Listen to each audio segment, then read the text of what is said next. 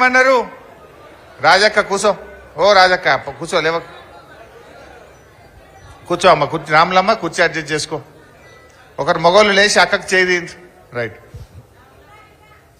అయితే కరెంటు బిల్లులు ఏం మాట్లాడింది ఆ రోజు? ఇక డిసెంబర్ నెల కరెంటు బిల్లు కట్టనే కట్టకుర్రి, సోనియా గాంధీ కడుతుందని చెప్పిరా లేదా? సోనియా గాంధీ కడుతుంది అతిగా. ఇక కోమటిరెడ్డి వెంకటరెడ్డి అయితే ఎవడన్నా కరెంటు బిల్లు అడిగిండు అనుకో, నా పేరు చెప్పుండ్రి అన్నాడు. ఇప్పుడు ఈ నెల ఎవరికి పంపుదాం మరి మనం? అది కూడా ఒక్కసారి చూడుండ్రి. మా అక్కలకు కరెంటు బిల్లు నుంచి విముక్తి కలిగేనికే వచ్చే నెల బిల్లు కట్టక 200 యూనిట్లు ఉచితంగా మీ ఇంటి కరెంటు బిల్లు సోనియమ్మ కడుతుంది 200 యూనిట్ల వరకు. వచ్చే నెల ఎవరు పేదోళ్ళు మీ బస్తీల కరెంటు బిల్లు కట్టాల్సిన పని లేదు. ప్రతి పేదవాడి ఇంటికి ప్రతి నెల 200 యూనిట్లు ఉచితంగా కరెంటు మీకు ఇచ్చేటట్టు వచ్చే నెల మా అక్కలకు మా పెద్దమ్మలందరికీ నేను చెప్తున్నా, వచ్చే నెల నుంచి ఇంటికి కరెంటు బిల్లు కట్టాల్సిన పని లేదు. మీ కరెంటు బిల్లు కాంగ్రెస్ పార్టీ కట్టది. 100 రూపాయలు కూడా కరెంటు మీకు కట్టాల్సిన పనే లేదు. టీవీ పెట్టుకోవచ్చు, ఫ్యాన్ వేసుకోవచ్చు, మంచిగా బాజాప్తా కరెంటు బిల్లు లేకుండా మీరు గృహలక్ష్మి పథకం కింద మీకు కరెంటు బిల్లు వస్తుంది. పేదవాడి నెలకు 200 యూనిట్ల వరకు ఈ నెల కూడా నవంబర్ నెల బిల్లు కట్టకండి. వచ్చే నెల ఫస్ట్ బిల్లు వస్తుంది, 3వ తారీఖు రిజల్ట్ వస్తుంది, 9కి మన గవర్నమెంట్. అయినా సరే 40 బిల్లు ఈ నవంబర్ బిల్లు ఎవరు కట్టొద్దు. ఏమైనా వస్తే వెంకటరెడ్డి గారు చెప్పండి కట్టొద్దని చెప్పి మీ బాధ ఆప్తా చెప్పండి. ఈ నెల బిల్లు కూడా రద్దు చేస్తున్నాం మేము. ఇక మీరు కూడా వెంకటరెడ్డికి చెప్పురు. ఇక అయితే సోనియా గాంధీకి పోస్టులు వేయింది, లేకపోతే వెంకటరెడ్డి పేరు చెప్పురు. ఇక ఎక్కువ మాట్లాడితే వీడియో చూపిరి. అంటే ఈ రకంగా ఒక్కటి కాదు, అట్లా చెప్పుకుంటూ పోతే చాలా ఉంటాయి. మొన్న ముఖ్యమంత్రి గారు మాట్లాడుతూ సెక్రటరియట్ లో లంకె బిందెలు ఉన్నాయి అనుకొని వచ్చిన ఈడ ఖాళీ బిందెలే దొరుకుతున్నాయి అంటుండు. సెక్రటరియట్ లో లంకె బిందెలు ఉంటాయే? లంకె బిందెలు ఎక్కడ దొరుకుతాయి? ఎక్కడ దొరుకుతాయి? పాడుబడ్డ బంగ్లాలలో దొరుకుతాయి, బూత్ బంగ్లాలలో దొరుకుతాయి.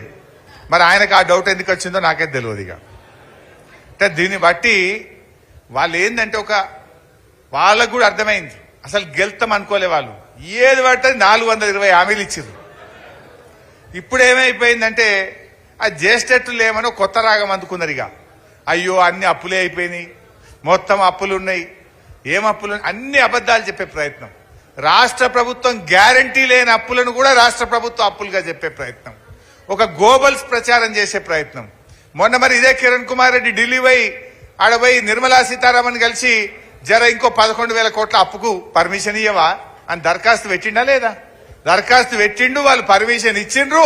11,000 దేనే తెచ్చిండు. ఇప్పుడు 3,000 ఏమో కరెంట్ వాళ్ళు తెచ్చిండ్రు, 11,000 ఏమో వీళ్ళు ఆర్థిక డిపార్ట్మెంట్ తెచ్చింది. అంటే ఇప్పటికీ 14,000 కోట్ల అప్పు చేసిండ్రు 2 నెలల్లో.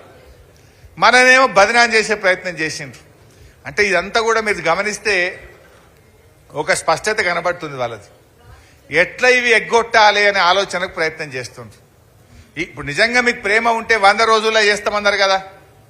6 గ్యారంటీలు అంటే ఎన్ని? 13 హామీలు. 6లో 13 ఉన్నాయి. ఆ 13 కాక రుణమాఫీ 9 తారీఖే అన్నారు. అవన్నీ కూడా మరి ఎన్నికల కోడ్ వచ్చేలోపు ఇప్పుడు చేయాలన్నా వద్దా? వాళ్ళు ఏం ప్రయత్నం చేస్తుందంటే ఎన్నికల కోడ్ లోపు 1, 2 చేయాలి, ఇక చేస్తామని ప్రజల్ని మోసం చేయాలి. పార్లమెంట్ ఎన్నికలు అయిపోగానే చేతులు ఎత్తేయడానికి ఇలా వీళ్ళంతా కూడా వ్యూహం బంతా ఉన్నారు.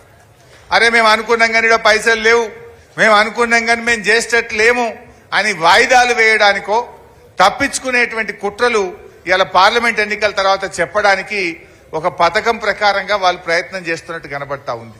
ఇదేదో అయిపోయింది, అక్కడేమో అయిపోయింది, ఇలా లంక బిందెలు దొరకలే, ఖజానా ఖాళీ అయిపోయింది. ఇదంతా దేనికి ప్రచారం చేస్తుండ్రు? నిజంగా నేను అంటున్న కాంగ్రెస్ వాళ్ళకు నమ్మకం ఉంటే ప్రజలకు ఇచ్చిన మాట నిలబెట్టుకోవాలంటే మరి జనవరి 2వ వారంలో ఎలక్షన్ కోడ్ వస్తుంది అంటున్నారు. ఇప్పుడే ఇచ్చే జీవోలు ఏం అడ్డం లేదు కదా. నెలకు 2,500 బ్యాంకులు, నెలకు 4,000 ఆసరా పెన్షన్ ఇయ్యి. ఆసరా పెన్షన్ ఇవ్వడానికి దరఖాస్తులు ఎందుకు? ఆసరా పెన్షన్ 2,000 వచ్చేది లెక్క ఉండే 2కు బదులు సీదా 4,000 వేయచ్చు కదా. దానికి ఎవరు అడ్డం ఉన్నారు నీకు? ఎందుకు వేస్తలేవు 4,000? 4,000 వేయడానికి దరఖాస్తు కావాలనా? ఏమైనా లెక్క కావాలనా? అంత లెక్క ఉండే, మనుషులుండే, బ్యాంక్ అకౌంట్ నంబర్లు ఉండే, 2కు బదులు చక్కగా 4,000 వేయరాదా? అంటే 4,000 పెన్షన్ అన్నారు, మోసం చేసిండ్రు. 15,000 రైతు బంధు అన్నారు, మోసం చేసిండ్రు. 500 రూపాయలు వడ్లకు బోనస్ ఇస్తాము అన్నారు, బోనస్ మొన్న వానకాలం ఇవ్వకుండా మోసం చేసిండ్రు. 2 లక్షల రుణమాఫీ అన్నారు, మోసం జరిగింది.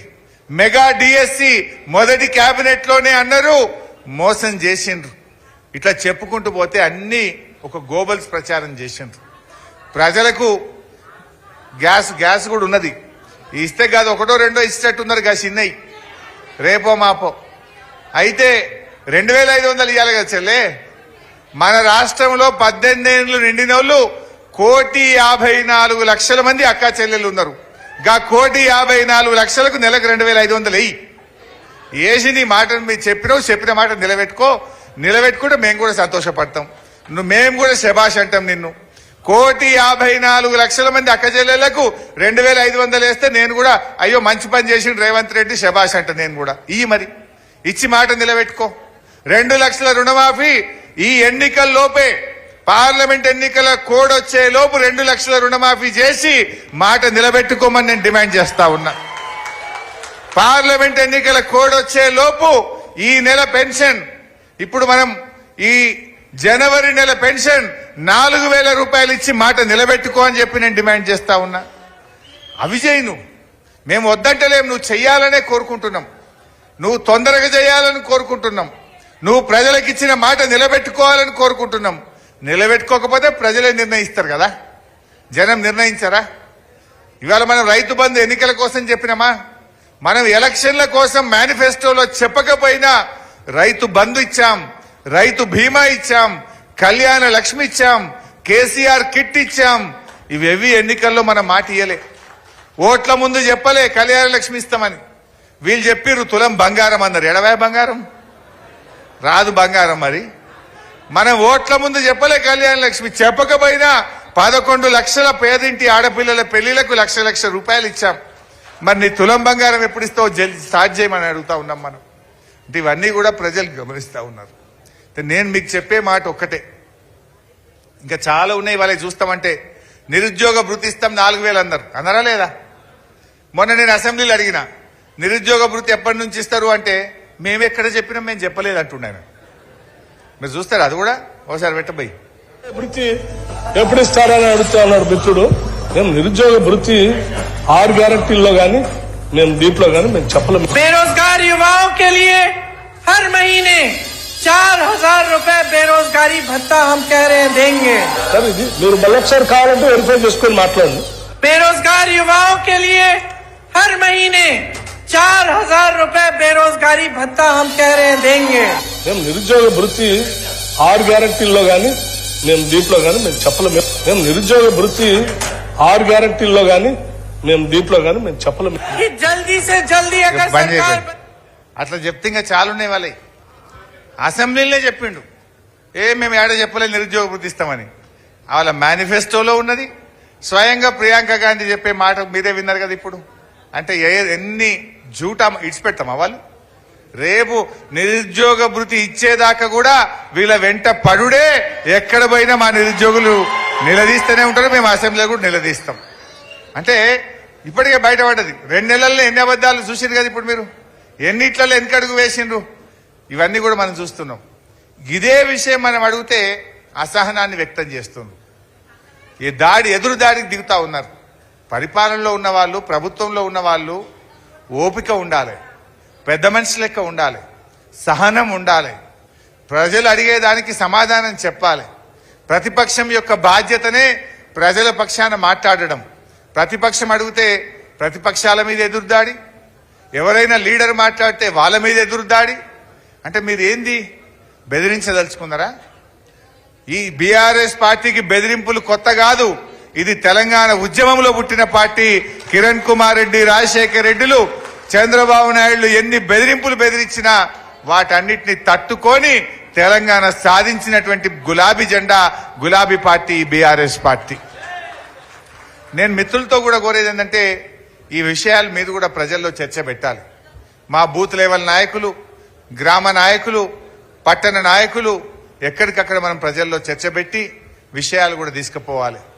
మీరు కాళేశ్వరం గురించి కూడా దుష్ప్రచారం చేస్తుంది. 1 ఎకరా వారిందా అన్నది వాళ్ళే. మొన్న కొండా సురేఖ గారు వచ్చి మనం కట్టిన ప్రాజెక్టుకు నీళ్లు ఇడిచి ఏం చెప్పిందే సిద్దిపేటలో చూసి రాలేదా మీరు? హైదరాబాద్ నేను ఎకరం బారలేదంటారు. రంగనాయక సార్ దగ్గర మంత్రి గారు వచ్చి నీళ్లు ఇడిచిపెట్టి 1,10,000 ఎకరాలకు నీళ్లు ఇస్తున్నా అన్నది. మరి ఒక్క రంగనాయక సాగరే గంతుంటే మీద మల్లన్న సాగర్ ఉండే, ఆడ కొండపోచమ్మ ఉండే, కిందికి అంతగిరి ఉండే, ఆ కింద మిడ్మానేరు ఉండే, ఆ కింద ఎల్లంపల్లి ఉండే, అన్ని కలిపి లెక్క తీస్తే ఎంత బారుతుందో లెక్క రాదా? అంటే ఏ రకంగా వాళ్ళు దుష్ప్రచారం చేస్తున్నారు మనం ఇలా ప్రజలకు చెప్పాల్సిన అవసరం ఉంది. ఇట్లా చెప్పుకుంటూ పోతే చాలా విషయాలు ఉన్నాయి. మనం సిద్దిపేట